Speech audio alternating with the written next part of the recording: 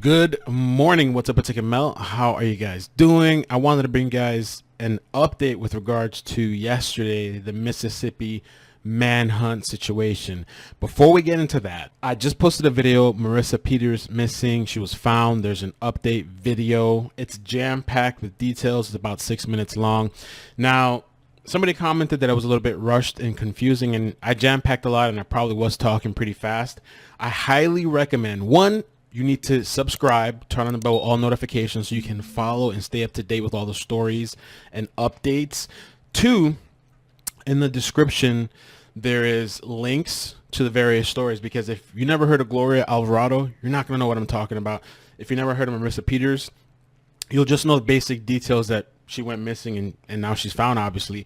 And so there's over 70 minutes, over an hour worth of content that I've done on Gloria Alvarado and Marissa Peters. So the links are down below. I'll make a playlist after this video, but you're going to have to click the links and get the stories, because you can't just recount and recap 70 minutes worth of content. So I highly recommend go check out those links. On the playlist, I'll put it in chronological order. So if you want to sit back, relax, and listen to all the details, because there's a pretty interesting story between the two of them, and it might turn out to be that there's some sort of correlation between both of them going missing months apart, and potentially that guy that was going to Gloria's house was also going to Marissa, allegedly.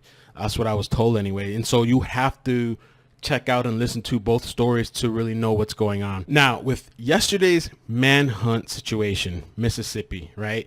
There was a situation with a 2-year-old and a 7-year-old, the father and the mother, and they were in a truck. They got into some argument. The mother gets out of the truck reportedly at a BP gas station, and the father disappears. The 2-year-old is found deceased in the truck because the truck, I guess, was abandoned. And the 2-year-old's found in the truck. The 7-year-old leaves the truck and goes and looks for help and comes across a hunter. And that's how the whole situation came to be. Now, there's some new details. So we're going to watch the video together with regards to the mother, because she's actually been arrested now. I believe she's facing charges of neglect. Before we watch the video, some of the details, and this is kind of a recap too if you missed yesterday's video, which I still think you should go check out yesterday's video if you haven't done so.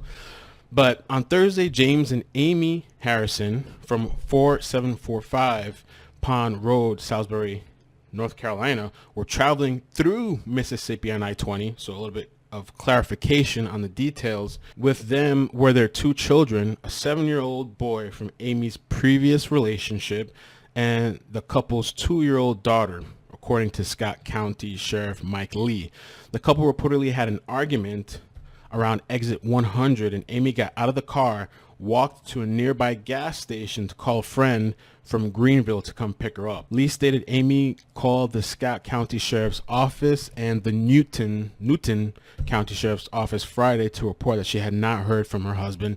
And we talked about that yesterday, that it's a little strange and bizarre that she waited an entire day to report her kids and her husband, but especially her kids, missing. And so the coroner, Van Thames, said that the father abandoned the children in the vehicle at some point. The children were able to walk away from the truck but got separated. The older child approached a hunter in the woods near Tanglewood Road asking for help, sparking a search by law enforcement. Deputies found the truck the family was traveling in located off the road in a wooded area. A search of the area was conducted, and the 2-year-old girl was found dead a short time later from what appears to be hypothermia. Now, there were some comments yesterday, and I was wondering the same thing.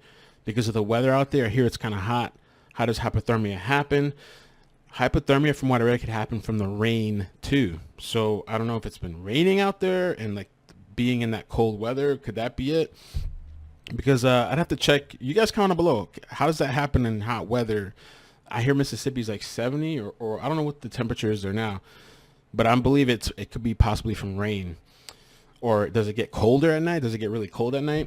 I also took a look at the weather, and well, I first searched exit 100, Mississippi, I-20, and I believe it's a place called Lawrence. And so just looking at some of the recent, or actually the upcoming days, like today is 68, you got 60, 52. So the temperatures do tend to drop. It's possible it was raining those days. It can get windy on some days too. So, I mean, you can probably add rain and colder temperatures on some days with the factor of wind. And it's very possible maybe that hypothermia can occur. And they're going to do an autopsy, of course, to find out the cause of death. Now, an older child is in DHS custody and living with a deputy and his family. Oh, well, at least that's kind of nice. A search for James Harrison is still underway, so they still haven't found the father. He was last seen on Friday, appeared to be delusional, and according to a resident in the area who spoke to him, may have also been suffering from hypothermia. They also mentioned maybe mental illness, so I don't know, because hypothermia here, you can be confused, delirium. James never asked for help, and he said he was looking for his girlfriend, according to Lee. Never asked for help.